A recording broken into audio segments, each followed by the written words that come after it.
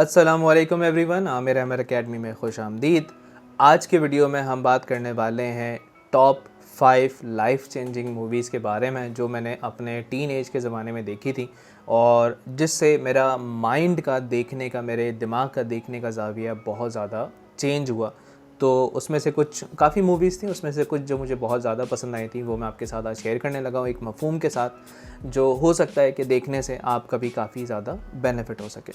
تو نمبر 5 پہ ہم بات کریں گے پیسفل واریر مووی کے نام کی۔ ہر انسان حقیقتاً ایک واریر ہوتا ہے اگر وہ اپنے آپ کو پہچان سکے، یعنی اس نے دنیا کے 10 قسم کی چیزوں سے لڑنا ہوتا ہے اور دنیا کے 10 قسم کے مسئلے مسائل اس کے سامنے ہوتے ہیں۔ مگر حقیقت یہ ہے، اس مووی کے اندر ایک یہ سمپل سا میسیج دیا گیا ہے کہ اصلی واریر یا کچھ بھی جیتنے والا واریر وہ ہوتا ہے جو اپنے آپ سے جنگ کر سکے، جو اپنے اندر کی انا کہہ لیں یا اپنے اندر کے جتنے بھی اس کے ایسی چیزیں ہیں جو نیگیٹو سائڈ پہ اس انسان کو لے کے جاتی ہیں اس سے جیت سکے، وہ حقیقتاً ایک واریر ہوتا ہے اور وہ کافی چیزیں جیت سکتا ہے۔ یعنی اپنے آپ سے جنگ کرنا اور اپنے آپ سے ہی اس جنگ کو جیتنا، یہ اس مووی کا میسیج تھا۔ البتہ اس کے اندر ایک بڑا فیمس کوٹیشن تھا جو مجھے آج تک یاد ہے، میں نے بہت پہلے یہ مووی دیکھی تھی، جو مجھے بہت پسند آیا اور آج تک یاد ہے۔ وہ یہ تھا کہ success is not a destination it's a journey, یعنی جو کامیابی ہے انسان کی وہ ایک منزل نہیں ہے، وہ در حقیقت ایک سفر ہے۔ یا اگر میں اس کو سمرائز کرنے کی کوشش کروں اپنے الفاظوں میں تو وہ کچھ اس طریقے سے ہوگا کہ ہمارے لیے کبھی کبھی کامیابی کبھی ایک چھوٹا سا موبائل لینا ہوتی ہے، کبھی کسی کو کچھ گفٹ کرنا ہوتی ہے، یا کبھی ایک سرٹن اماؤنٹ کمانا ہوتی ہے، وہ کچھ بھی ہو سکتا ہے۔ جی میں 50,000 کمانا چاہتا ہوں، میں لاکھ کمانا چاہتا ہوں، اس کے بعد بھی پھر ہمارے گول چینج ہوتے جاتے ہیں۔ تو اس مووی کا در حقیقت مفہوم یہ تھا کہ آپ نے اپنے جرنی کو انجوائے کرنا ہے، یعنی جو آپ کا سفر ہے، اور آپ نے ڈیسٹینیشن یعنی منزل کی خاطر اپنے سفر کو برباد نہیں کرنا۔ اس کے بعد ہم چلتے ہیں اپنے 4 نمبر کی طرف جس مووی کا نام ہے آئی ایم لیجنڈ۔ اب اس مووی کے اندر کچھ چیزیں ہوتی ہیں، بیسکلی زومبی کہہ سکتے ہیں آپ اسے، اور یہ اکیلا انسان بچتا ہے پوری دنیا میں اور اس کا کتا اس کے ساتھ ہوتا ہے، جس میں اس نے اپنے آپ کو بھی بچانا ہوتا ہے اور اپنے اس کتے کو بھی بچانا ہوتا ہے، اپنے اس پیٹ کو بھی بچانا ہوتا ہے اور سروائیو بھی کرنا ہوتا ہے، ٹھیک ہے۔ اور پوری دنیا میں یہ دکھایا جاتا ہے کہ جی سارے لوگ مر چکے ہیں یا کہیں غائب ہو چکے ہیں، ٹھیک ہے، اور وہ چیزیں رات میں نکل کر آ جاتی ہیں۔ اب دیکھنے کو تو اس کو 2 الگ الگ زاویے ہو سکتے ہیں اس مووی کو دیکھنے کا، مگر اگر اس مووی کو میں اپنے طریقے سے بیان کر سکوں، یعنی آپ کو یہ فائدہ کیسے دے سکتی ہے، تو اس کو دیکھنے کے بعد آپ کا جو ایک انسانی خوف ہوتا ہے، یعنی ہر انسان کو کسی نہ کسی چیز کا خوف ہوتا ہے۔ مثال کے طور پہ آج سے کچھ سالوں پہلے اگر میں شاید اس کیمرے کے سامنے بیٹھتا تو میں بول نہ پاتا یا اس کے ساتھ ویڈیو نہ بنا پاتا، یا اگر میں کسی کلائنٹ سے بات کرتا تو شاید میرے اندر وہ ایک سرٹن کانفیڈنس نہیں ہوتا۔ تو ہر انسان کا کہیں نہ کہیں کسی نہ کسی اسٹیج میں کچھ نہ کچھ خوف ہوتا ہے۔ تو اس کا جو ایک مفہوم ہے وہ یہ ہے کہ آپ اپنے خوف کے اوپر حاوی کیسے آ سکتے ہیں، کیونکہ در حقیقت جس سے آپ ڈیل کرنے لگے ہیں، یا جس سے آپ کا کلائنٹ ہے اگر آپ اس سے ڈیل کرنے لگے ہیں، یا کوئی بھی ایسا انسان جس سے آپ بات کرنے لگے ہیں، یا آپ کسی اسٹیج کے اوپر جا کے بولنے لگے ہیں، یا آپ کیمرہ کے سامنے بولنے لگے ہیں، تو ایک سرٹن خوف ہوتا ہے انسان کے اندر، اور وہ ڈیپینڈ کرتا ہے کہ وہ کس بیک گراؤنڈ سے آیا ہے اور کس طرح اس کی تربیت ہوئی ہے، اس کے مد نظر اس کے اندر یہ چیزیں ہوتی ہیں۔ تو اس خوف کو اگر آپ ختم کرنا چاہتے ہیں اور دیکھنا چاہتے ہیں کہ بھائی وہ انسان کیسے کرتا ہے، تو یہ مووی میں لازمی ریکمینڈ کروں گا۔ اس کے بعد ہم چلتے ہیں نمبر 3 کی طرف جس کا نام ہے 127 آورس، یعنی 127 گھنٹے، جو کہ 2 دن سے زیادہ بنتے ہیں۔ تو یہ کہانی ہے ایک فرسٹ آف آل یہ ایک ریئل کہانی ہے ایک انسان کے اوپر جو ماؤنٹین کے اوپر جا کے ٹریولنگ کرتا ہے کافی، اور ہوتا یہ ہے کہ وہ ایک دن جاتا ہے تو 2 ماؤنٹینس کے بیچ میں بیسکلی 2 پتھروں کے بیچ میں ہم کہہ سکتے ہیں، جب وہ وہاں پہ جاتا ہے کچھ دیکھنے کے لیے تو اس کے ہاتھ کا یہ والا جو حصہ ہوتا ہے وہ ایک پتھر کی وجہ سے پھنس جاتا ہے اور وہ اس کو نکال نہیں سکتا، کیونکہ جس پتھر اوپر سے جو آ کے گرتا ہے جس میں یہ حصہ اس کا پھنستا ہے وہ بہت اسٹرانگ ہوتا ہے اور وہ اکیلا ہوتا ہے، اور دوسری اس کے علاوہ چیز کہ وہاں پہ کوئی موجود نہیں ہوتا، اور وہ کافی ایسی جگہ پہ ہوتا ہے جہاں پہ دیکھا نہیں جا سکتا، یعنی کوئی بھی عام آدمی کی پہنچ نہیں ہو سکتی ایزیلی انٹل انلیس اس کو اگر وہ کسی سے کانٹیکٹ کر لے، جو کہ اس سینیریو میں پاسبل نہیں ہوتا وہاں پہ۔ اگر آپ مووی دیکھیں گے، میں اسپوائل نہیں کرنا چاہوں گا، آپ خود سمجھ میں آ جائیں گے، کچھ تصویریں میں اسکرین پہ بھی لگا دوں گا۔ تو وہ انسان وہاں پہ، یعنی اس کو تھوڑا سا مفہوم کی طرف لے کے جائیں گے بیسکلی، کہ انسان کو کبھی کبھی ایسا لگتا ہے کہ اس کی زندگی میں ساری چیزیں ختم ہو گئی ہیں، سب تباہ و برباد ہو گیا, اب کچھ بھی نہیں بچا, اور اب جو ہے یا تو میں اللہ نہ کرے کوئی سوسائڈل تھاٹ آنے لگ جاتے ہیں, یا پھر ایسی چیزیں کہ یار اب میرے جینے کا کوئی فائدہ نہیں ہے. مگر وہاں سے اس کی زندگی در حقیقت شروع ہوتی ہے. کیسے؟ 2 دن سے زیادہ کے عرصے تک وہ بھوکا پیاسا وہاں پہ پڑا رہتا ہے. کس طرح سروائیو کرتا ہے آپ مووی میں دیکھ سکتے ہیں. اور اس کے بعد وہ ایک بہت ہی ہمت والا ڈیسیجن لیتا ہے, جس میں 2 آپشن اس کے پاس. یا تو وہ اپنے آپ کو زندہ بچا لے, وہ کیسے بچا سکتا ہے؟ اپنا ہاتھ کاٹ کے, یا پھر وہ اپنے آپ کو وہیں اپنے ہاتھ سمیت مرنے دے.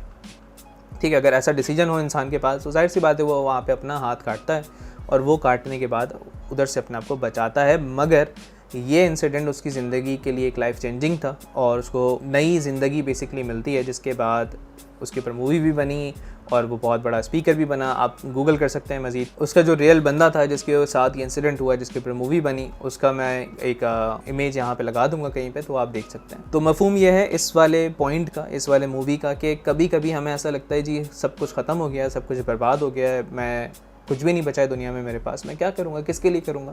تو تب جا کے وہاں سے ایک نئی شروعات ہوتی ہے ہمارے لیے. اس کے بعد ہم چلتے ہیں نمبر 2 پہ, جس کا نام ہے pursuit of happiness. Pursuit of happiness کے کافی ایون آپ نے کلپس بھی دیکھے ہوں گے, وائرل ہوتے رہتے ہیں روز, کسی نہ کسی موٹیویشنل پیج پہ ڈلے ہوئے ہوتے ہیں. مگر اس مووی میں لٹرلی بہت زیادہ لیسنز ہیں جو آپ کی زندگی چینج کر سکتے ہیں. کیسے؟ پرسوٹ آف ہیپینس کے اندر سب سے پہلے ایک انسان کی کہانی ہے جو غریب ہے, اور اس کی جاب نہیں لگ رہی, اور اس کی بیوی بھی اسے چھوڑ کے چلی جاتی ہے, اور اس کا ایک چھوٹا سا بچہ ہے جسے اس نے ساتھ میں اپنے رکھنا ہے اور سروائیو کرنا ہے, اور اس کا جو لینڈ لارڈ ہوتا ہے وہ بھی اسے اس کے مکان سے نکال دیتا ہے. اس کے بعد وہ اسٹرگلنگ کر رہا ہوتا ہے, ہوم لیس ہو جاتا ہے, اور کس طریقے سے پورے انوائرمنٹ کے اندر وہ سروائیو کرتا ہے, کس طرح کے اسٹرگل سے گزرتا ہے. تو یہ ساری چیزیں اس مووی کے اندر مینشن ہے. بہت زیادہ موٹیویشنل مووی ہے. جن لوگوں کو لگتا ہے کہ جی ہمارے ساتھ بہت برا ہو رہا ہے, وہ اس کو دیکھ کے بہت زیادہ سبق حاصل کر سکتے ہیں. اس کا مفہوم میں کچھ اپنے الفاظ میں اس طرح بیان کرنا چاہوں گا کہ اس میں در حقیقت اس کی ڈیڈیکیشن دکھائی گئی ہے کہ بھائی کچھ بھی اس کے ساتھ معاملہ ہے, کچھ بھی مسئلہ ہے. ایک بڑا فیمس سین ہے, وہ اپنے گھر میں کلر کر رہا ہوتا ہے بیسکلی, جہاں پہ اس کو رہنے کی ایک جگہ ملتی ہے, اور اس نے اگلے دن اس کا انٹرویو ہوتا ہے جو اس نے جا کے دینا ہوتا ہے تاکہ اس کی جاب لگ سکے. اس کی جاب ہی نہیں لگ رہی ہوتی کافی عرصے سے. تو اتفاقاً آئی بلیو جہاں تک مجھے یاد پڑتا ہے تو غلط پارکنگ کی وجہ سے اس کے اوپر ٹکٹ آ جاتا ہے, اور پیسے نہ ہونے کی وجہ سے اس کو جیل میں ڈال دیا جاتا ہے. اور نیکسٹ ڈے جب اس نے ریلیز ہونا ہوتا ہے تو اسی دن اس کا انٹرویو ہے. تو اسی حالت میں بنیان اور وہ کپڑوں کے اوپر پورا کلر لگا ہوا ہے, اسی حالت میں وہ انٹرویو دینے جاتا ہے. اور کس طریقے سے وہ اپنا انٹرویو کریک کرتا ہے, یعنی کس طریقے سے وہ جاب لیتا ہے, وہ بڑا دیکھنے والا ایک منظر ہے. یعنی ایک ڈیڈیکیشن جو انسان کے اندر ہوتی ہے نا, وہ انسان کو کہیں بھی لے جاتی ہے, کسی بھی حال میں کہیں پہ بھی لے کے چلی جاتی ہے. تو ہائیلی ریکمینڈیڈ ہے یہ مووی دیکھنا. اس کے بعد ہم چلتے ہیں اپنے نمبر 1 کی طرف, جو کہ میری ابھی تک کی موسٹ فیوریٹ ہے, اور آئی گیس IMDb کے اوپر سب سے زیادہ ریٹنگ اسی مووی کی. اس مووی کا نام ہے دا شاوشینک ریڈمپشن. شاوشینک بیسکلی ایک جیل کا نام دکھایا گیا ہے اس میں.